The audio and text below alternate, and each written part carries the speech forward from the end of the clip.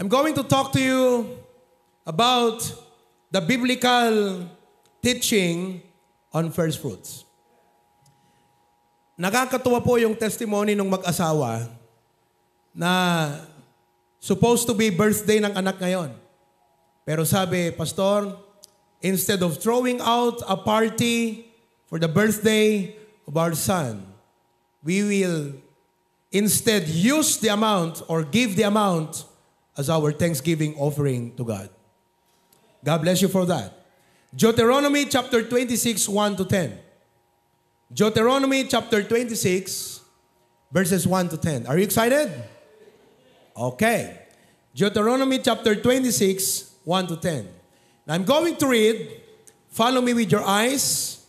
And it shall be, when thou art come in unto the land, which the Lord thy God giveth thee for an inheritance, and possesses it, and dwellest therein, that thou shalt take of the first of all the fruit of the earth, which thou shalt bring of thy land, that the Lord thy God giveth thee, and shalt put it in a basket, and shalt go unto the place which the Lord thy God shall choose to place his name there.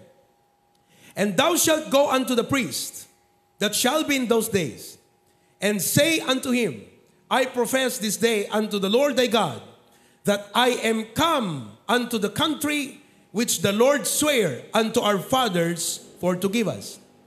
And the priest shall take the basket out of thine hand, and set it down before the altar of the Lord thy God.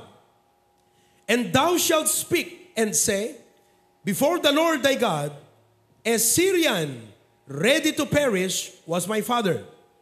And he went down into Egypt, and sojourned there with a few, and became there a nation, great, mighty, and populous. And the Egyptians evil entreated us, and afflicted us, and laid upon us hard bondage. And when we cried unto the Lord God of our fathers, the Lord heard our voice, and looked on our affliction, and our labor, and our oppression. And the Lord brought us forth out of Egypt with a mighty hand, and with an outstretched arm, and with great terribleness, and with signs, and with wonders. And he had brought us into this place, and had given us this land, even a land that floweth with milk and honey. Everybody, verse 10. Now, behold, I have brought the first fruits of the land, which thou, O Lord, hast given me, and thou shalt set it before the Lord thy God, and worship before the Lord thy God.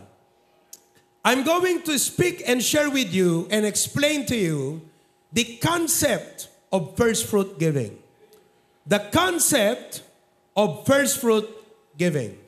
Hindi ko naman kinakailangang ipaliwanag na ito muli, sapagkat matagal na ho nating pinapractice ang pagbibigay ng first fruit offering. Pero marami tayong mga bagong ligtas, bagong mananampalataya, at bagong miyembro na for the past 10 years have never actually understood the concept of first fruit offerings. Let us pray. Heavenly Father, bless us this morning and help your servant as I deliver your word. We are now ready to give our first fruit commitments, and we'd like to hear once again the sweet message of first fruit giving. In Jesus' name we pray. Amen. You may now be seated. Bago po ako tumungo sa ating first fruit concept, gusto kong munang sabihin sa atin, mga kapatid, na itong ating first fruit, we made this commitment the early part of this year. Amen po ba? And I praise God that many of us have already given a partial of this commitment. I have not given any partial since the moment we made commitment of the first fruit. But I praise the Lord that He has provided for my commitment today. Personally, nagpapasalamat ako sa ating dakilang Diyos for saving me. That alone is already a great blessing. Whatever I will have in this present life, and I praise God for the gifts, I praise God for all the blessings. Lahat po ng mga ito, blessings. Lahat po yan, lahat lang po yan ay consolation sa buhay na ito. My salvation is the greatest blessing I have ever received from God. And I would like to take your attention to this passage when God spoke to the people of Israel, telling them about His law of giving the first fruit offerings. Sapagkat marami mga pastor mula Luzon, Visayas, Mindanao, ang nagsasabi at kumokontra at kanilang binabatikos, bakit daw ba may mga pastor na nagtuturo ng first fruit giving samantalang ito ay Old Testament? Tinatanggap ko, naamin ko, ang pinagmulan ng first fruit concept ay makikita natin sa Old Testament. When God spoke to the nation of Israel.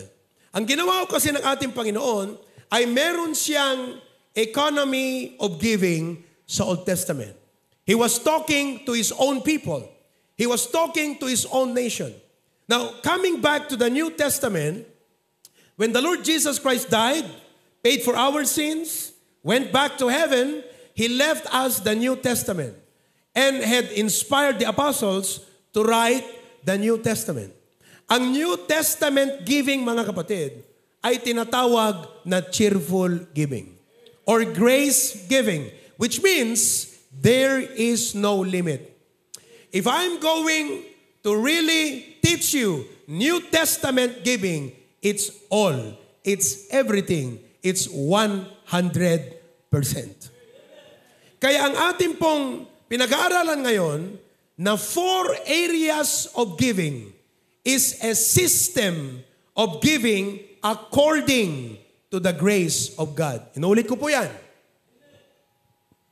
The 4 areas of cheerful giving is a system.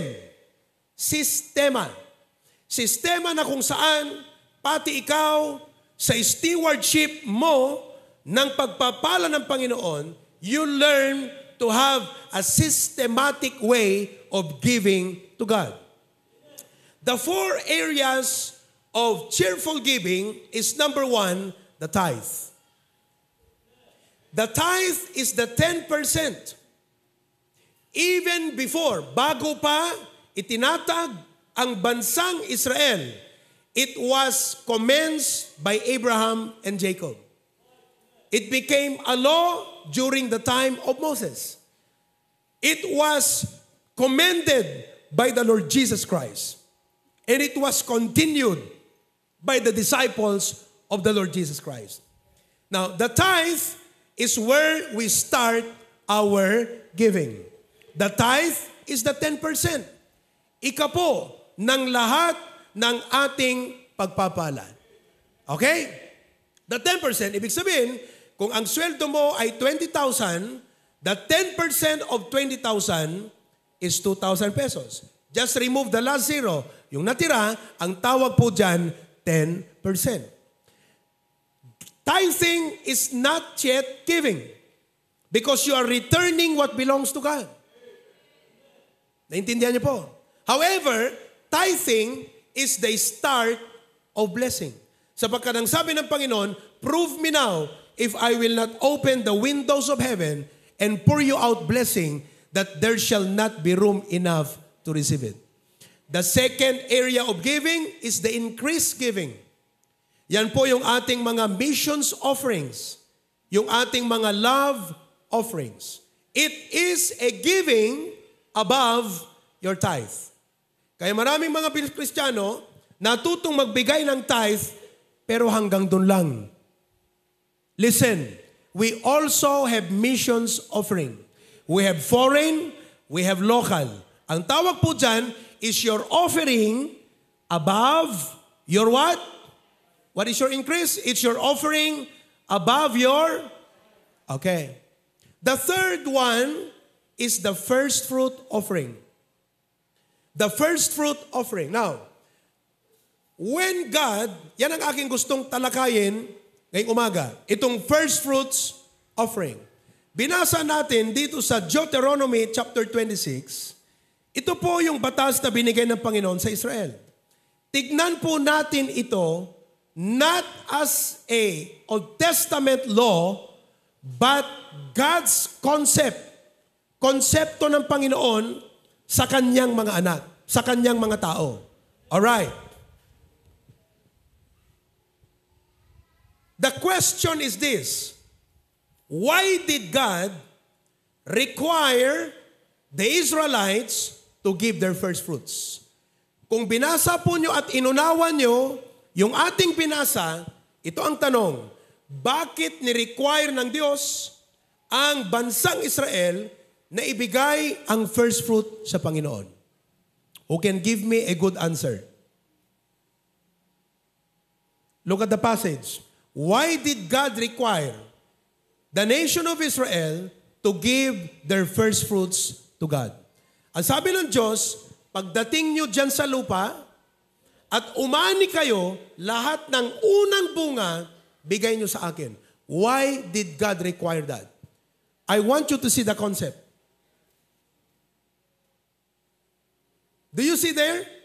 Gusto nyo bang basahin natin muli? Now, hindi natin babasahin lahat.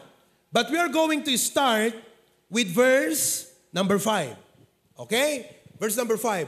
Thou shalt speak and say before the Lord thy God, a Syrian ready to perish was my father, and he went down to Egypt, and sojourned there with a few, and became there a nation. Sino yung bansa na naging marami doon sa Egypt?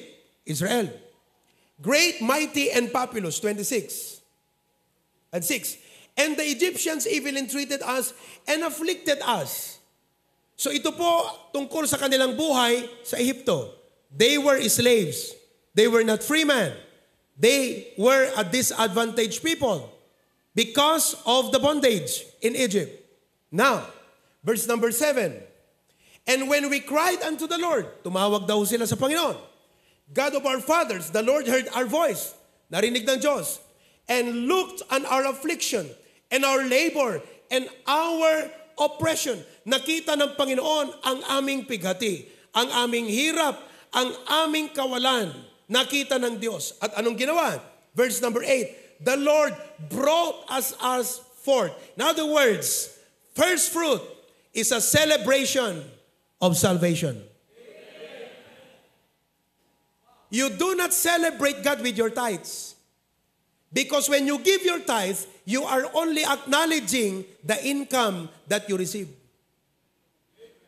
Pag halimbawa sa buwang ito, tumanggap ka ng 30,000 na sweldo, yung 3,000, ang tawag dyan tithes, hindi po yan celebration of your salvation.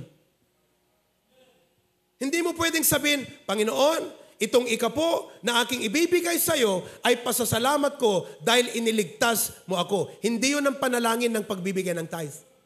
Ang panalangin at expression ng pagbibigay ng tithe ay ganito, Panginoon, binibigay ko ang ikapo na to dahil nagpapasalamat ako sa kalakasan, sa kalusugan, sa katalinuhan, sa oportunidad na ako ay nagkaroon ng trabaho kaya't kami nabubuhay sa trabahong yan dahil ibinigay mo. Ito ngayon ang ikapo ng income ko sa trabahong yan. So giving of your tithe is returning what belongs to God in acknowledgement of your career, your business, your sources of income. But the first fruit was a celebration of their salvation.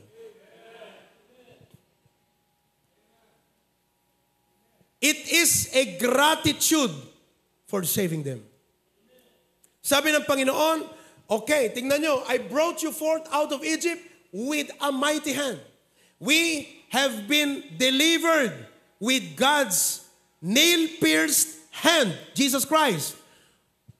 Nail-pierced hand. Pinako po yan sa krus. Do you realize? They were delivered by a mighty hand. We were delivered by Christ's nail-pierced hand. And if God required the Israelites to give a thanksgiving offering sa Panginoon, ang aking tanong ngayon sa iyo, sa pagligtas ng Panginoon sa iyo at pagpapalan niya sa buhay mo, paano mo siya pasasalamatan dahil niligtas ka niya? There are many ways to actually appreciate Jesus for saving us. Number one, by giving your life. Ang ibig pong sabihin yan, dahil ikaw ay bagong lipunan ng Panginoon, may pagbabagong gagawin dyan, kagaya nga ng Doctrine of New Society, bagong pinuno, may pagbabago towards sa pag-angat ng bayan. Ganyan din ho ang Panginoon sa atin. Ganyan ang ginawa ng Diyos sa bansang Israel. He saved them from the bondage of Egypt and placed them on a land where God can bless them. Na ang sabi ng Bible, it is a land that is flowing with milk and honey. They are no longer under the government of Egypt. They are now under the government of God. And God told them, I want you to remember that. I don't want you to forget me for saving you. And the reason why many Christians are not living like they should is because they have forgotten that they have been delivered from hell towards heaven to live for the Lord Jesus Christ. That's what you are. Kaya pasalamatan mo ang Panginoon by giving Him your life. Pagka tinatanong ako, bakit kayo sumasamba, nananalangin, naglilingkod, bakit ganyan kayo maglingkod sa inyong church? Yan ba'y dahil pogi ang pastor nyo? Hindi naman ho pogi ang pastor dito. Gwapo lang. Biro lang ho yun. Ayaw nyo maniwala. Okay lang. Quits lang tayo. Ako rin, di ako naniniwala sa inyo Joke lang. Pero anyhow, sabi nila, dahil ba sa pastor nyo? Dahil ba for anything? No. Do you know why we give our life? No one is forcing us. No one is manipulating us. No one is coercing us. Ang ating paglilingkod ay galing sa puso. It comes from a heart not manipulated but inspired and blessed by what Jesus Christ did. And we say, Lord, I give my life because you gave your life for me. At gamitin mo ang aking buhay ayon sa iyong kagustuhan sapagkat binigay mo ang buhay mo para sa atin. It's about gratitude. First fruit is a gratitude offering. The concept of first fruit is gratitude. Kaya yung mga pastor dyan na nagsasabi, ay, nako, kulto yan si Pastor Proby. Kulto yan si Pastor Abante. Dahil nagtuturo sila ng first fruit. Alam mo, pag tinuturo namin ng first fruit sa inyo, ang itinuturo namin, yung pagpapasalamat nyo sa Diyos. Do you thank God with your tithe? No, you don't. You return and acknowledge God's, giving you opportunity and health to go to work every day. That is your tithe. Do you say, God, papasalamat ako sa iyo kaya ibigay ko yung aking missions offering? No. Because you acknowledge the work of God in missions. That's why you give to missions offering. Now, when you come to God and say, Lord, I thank you for saving my soul. Number one, I give you my life. Marami. But in all aspects of your life, pagdating po, kasi look, what God wants in our life is ito. He wants to be the Lord of our entire life. Ayaw po ng Panginoon na siya ay kilalanin mo lamang Panginoon sa linggo. Dapat araw-araw kilalanin mo siyang Panginoon. Ayaw niya na kilalanin mo lang siyang Panginoon, mga kapatid, sa talento mo. Gusto niya, kilalanin din mo siya na Panginoon pagdating sa material resources. That is why God said, honor God with thy substance. We can honor God with our time. Itong pagparito nyo rito, alam ko, meron naman kayong ibang pwedeng puntahan, pero pinili mo siya. You honor God with your time. Itong mga bisita natin, salamat Kailan po kayo babalik sa Pampanga, Tarlac? Kailan kayo uwi? Mamayang hapon. Pero inuna nila. By the way, bisita ho ni Rexy sila. Asan si Rexy? In-invite ho yan ni Rexy. Kung kayo po taga-Bacara, narinig niyo po yung mga maingay doon na motor, sila po yun. Pero, so thankful that you are here with us today. Meron naman kayong pwede kayong pumasyal sa rope, pwede kung saan. Pero pinili niyong pumunta rito. Of course, una sa lahat, pinaunlakan niyo si Rexy. Kaibigan niyo pero deeper inside, pinaulakan niyo ang Panginoon. So now, you can honor God with your time. But time is not all in your life. Hindi lang po oras ang meron sa buhay mo. Ang pinakamaselang bagay sa buhay ng isang Kristiyano ay pagdating sa pera. Sabi nga po ng the late Pastor Amayon, pag daw yung kabayo ay hinaplos mo dito sa kanyang likod, gusto ka ng kabayo. Haplusin mo na siya, pero haplusin mo siya sa banda rito, mga kapatid, sa singit. Sisipain ka ng kabayo. Kaya pag ang Kristiyano, kinausap ko yan tungkol sa panalangin, ang ganda ng message mo, Pastor. Pag nag-preach ka dyan tungkol sa trials, nakaka-encourage ang message mo, Pastor. Pag nag-preach ka dyan tungkol sa pagmamahal, Pastor, sadyang talagang para sa akin ang message mo. Pero pag nag-preach ka na dyan tungkol sa giving, lalo na pag first fruit ang pinag-uusapan, sisipain ka ng Kristiyanong yan. Do you realize that God does not need your money? And if God does not need your money, why is He requiring your money? It's not about the money. It's the concept. And the concept of first fruit is about acknowledging, pagkilala sa Diyos na nagligtas sa iyo. At hindi lang kilalanin siya na iniligtas ka, pero dahil sa kanyang pagligtas sa iyo, mga kapatid, ang biyaya niya ay nag-uumapaw sa buhay mo. Tanong ng iba, bakit Pastor niligtas ako pero hindi nag-uumapaw ang biyaya?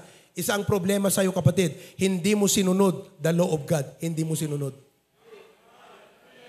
Try to follow the instruction of God. You will see the abounding grace of God in your life. So first fruit is about gratitude of your salvation. Ulitin ko. Anong sabi doon sa versikulo? Niligtas tayo out of bondage. Okay? Outstretched arm with great terribleness and with signs and with wonders. Tuloy mo. Verse number 9. And He brought us into this place. Yung pong lugar na kung saan sila dinala ng Panginoon, ang tawag dyan, land flowing with milk and honey. Makinig po kayo. Ang ating buhay bilang Kristiyano ay land flowing with milk and honey. Ang tawag po dyan sa New Testament, abounding grace. Tignan niyo po ang HBBC. Dahil po sa ating pagkilala at pag-appreciate sa kadakilaan ng biyaya ng Panginoon, hindi tayo natakot na sumampalataya at humakbang dahil alam natin nandyan ang biyaya ng Diyos. Kaya po marami sa atin ang hindi nag-uumapaw sa biyaya sapagkat takot tayong sumunod sa Diyos.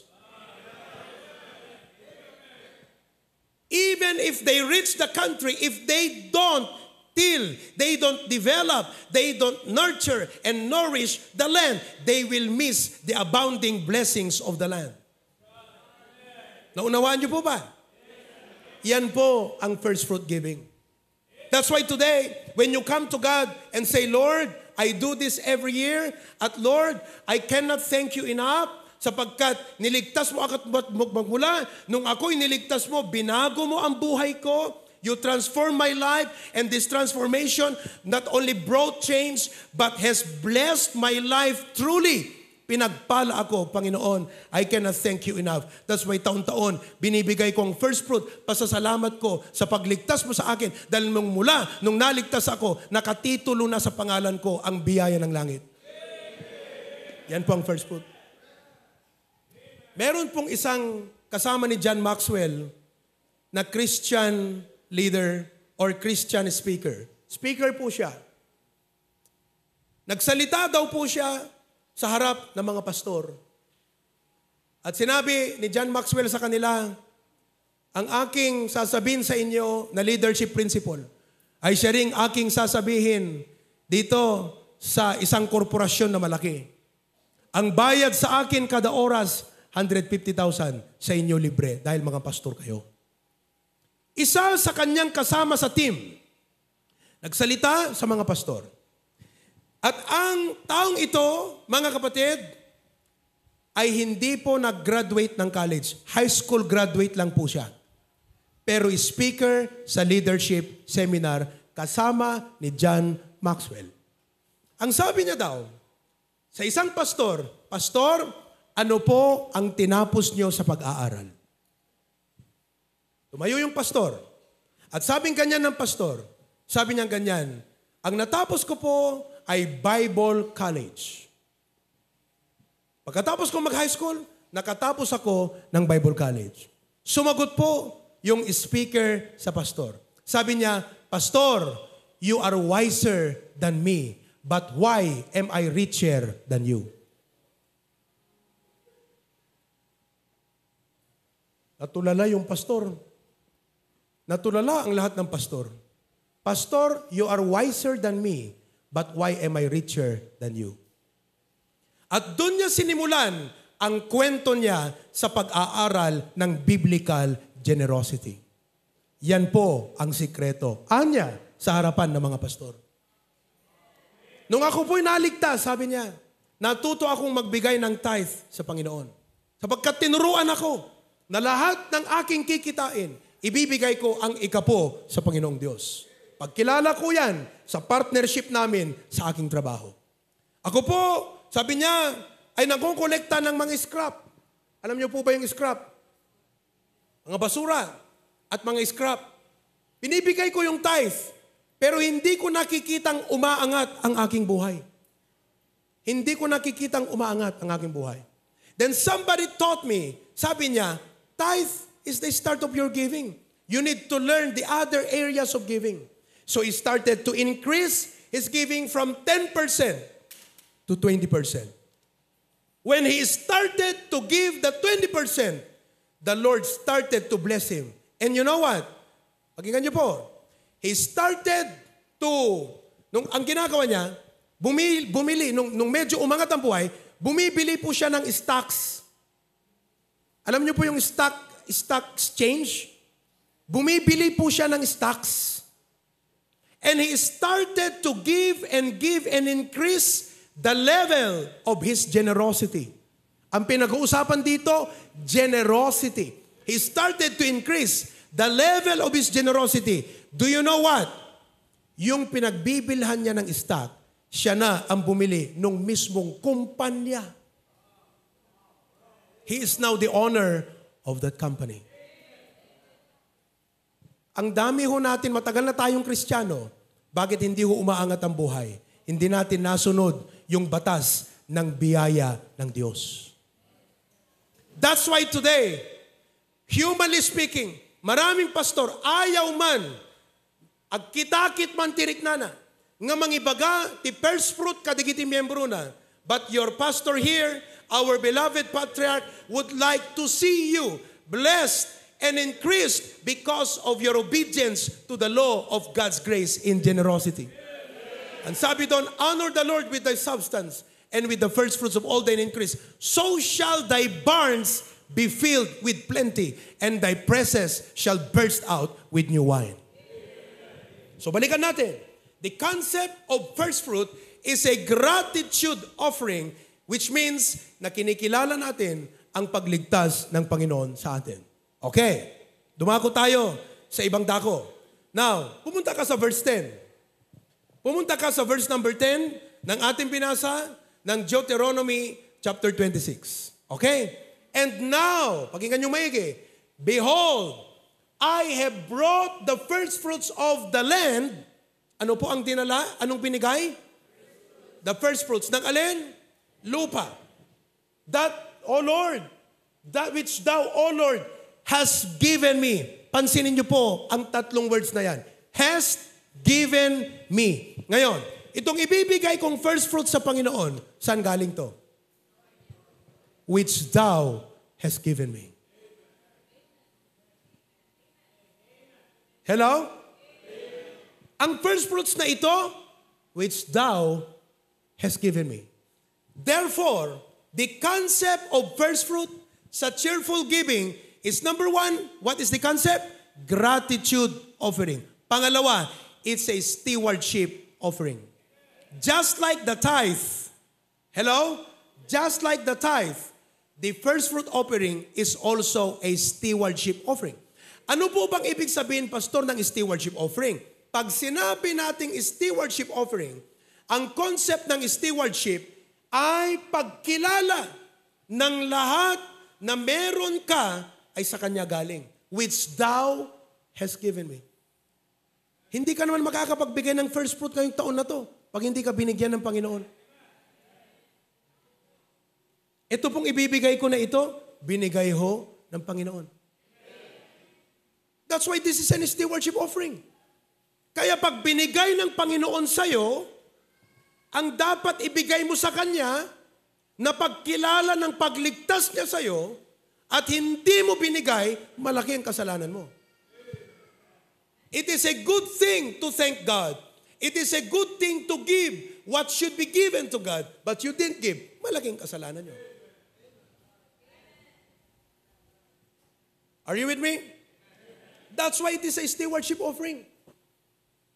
Yung ibibigay mo, galing din yan sa Panginoon. At ibibigay mo yan sa Panginoon. By the way, when you give your first fruits, you're not giving it to me. You are giving it to the Lord who saved you. Of course, yung amount na gagamit yan sa ating gawain ng ating Panginoon. Pero binibigay mo sa Panginoon. Kaya wag mong sasabihin, Pastor at nang binigay ko pag ako umalis ng church sa'yo, pag umalis ako sa church na ito, gusto kong i-reimburse mo lahat ng binigay ko. Okay, itong aking sagot sa'yo. Kung sa akin mo binigay yan, i-reimburse ko. Pero sa akin mo ba binigay? Kanino mo binigay? Sa Kanya ka humingi ng reimbursement. Because when you give it, you don't give it to me. You give it to the Lord. Naalala ko yung kwento ni Pastor Abante. Meron daw isang membro nung araw. Sa preachan niya sa isang lugar. Kwento niya. Yung membro daw na yan. Sabi niya, Pastor, aalis na ako sa church na to. Okay, Brad? Sige. Palubusan ka.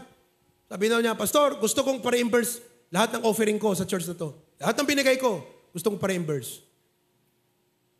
Yeah, Brad, binigay mo na yan sa Panginoon. Di, Pastor, gusto ko i-reimburse. Kumuha daw ng pastor ng offering plate.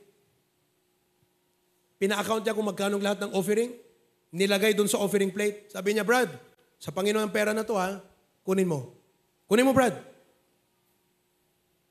Di siya kumikibo. Sabi, Brad, akala ko ba, papa-reimburse ka?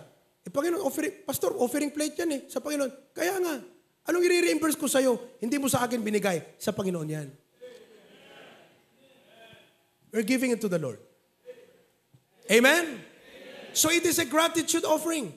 And it is a stewardship offering. And a stewardship means all that I am, all that I have is from the Lord. That is why at the first start of the year, gumagawa po tayo ng commitment.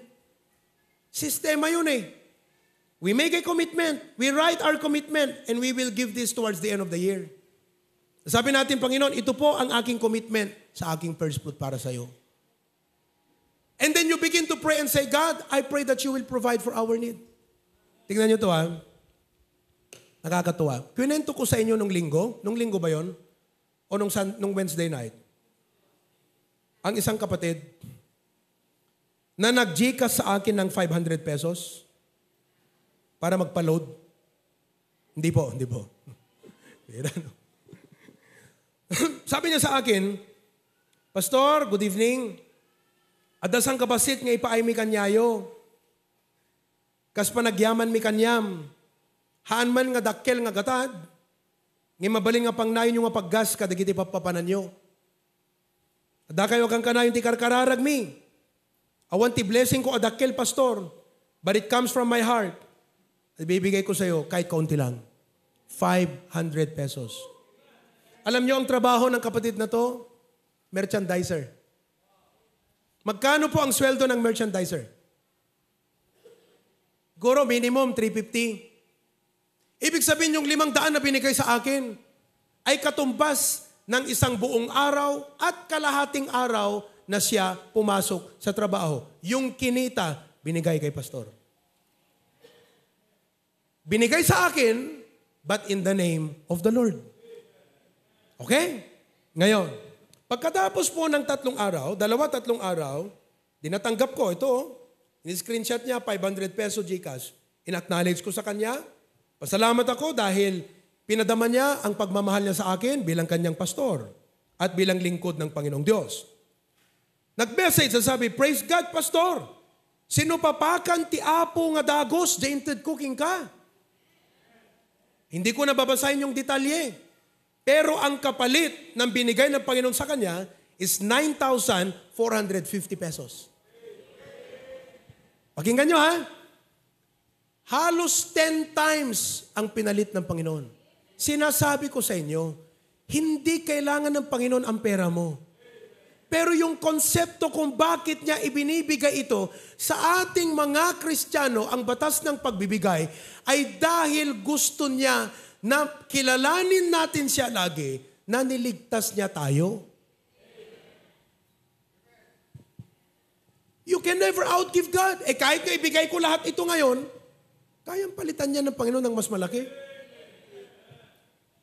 At kaya tayo hindi nakakaranas ng abounding grace na resulta ng pagsunod ng batas ng pagbibigay is because we are not following God's instruction. Ang ganda ng kwento, di po ba? Amen? Gusto niyo po ba yon? Hindi niyo gusto itong susunod kong babasahin. Sapagkat hindi ito nagtapos ang kwento. Sinuspense ko lang kayo. Kwento ko nung Miyerkules, pero sabi ko, hindi ko babasahin yung next para linggo yan.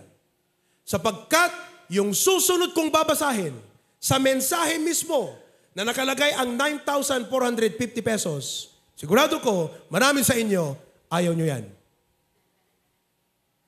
Pero kung cheerful giver ka, matutuwa ka sa kapatid na to. Sapagkat ang sabi niya, Pastor, naawat ko ti 9,450 pesos, by God's grace, ket isumanen ti pangnayon ko para te first fruit commitment me. Yun. Yung akala natin na, times 10 yung binalit ng Panginoon, makakabili na siya ng mas marami sa kaya niyang bilhin, sa kanyang minimum na sahod. Yun pala, hindi ho pagkain ang iniisip. Hindi bagoong, hindi asin, hindi gamot, hindi damit, hindi sapatos, hindi pampaaral ng bata. Ang iniisip niya sa 9,450, ang iniisip niya, prinobide ng Panginoon ang aking pasasalamat para sa Kanya. Pang first fruit ko yun. Ibig sabihin, ang kapatid na yan, wala yan dito sa ating main sanctuary, nasa ibang church natin yan, nanonood ngayon, yung 9,450 na yan, ihuhulog niya ngayon sa first fruit box. At sasabihin niya, Lord, thank you for saving me. And now, I am going to give you what you gave me.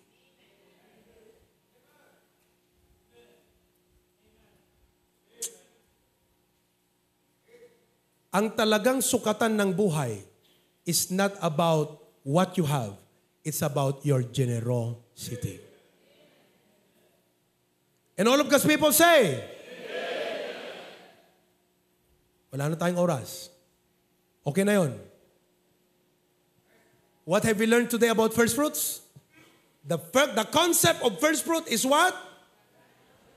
Gratitude principle. Number 2, what is the concept of first fruit? It's what? Bakit po? Ulitin ko yung verse number 10.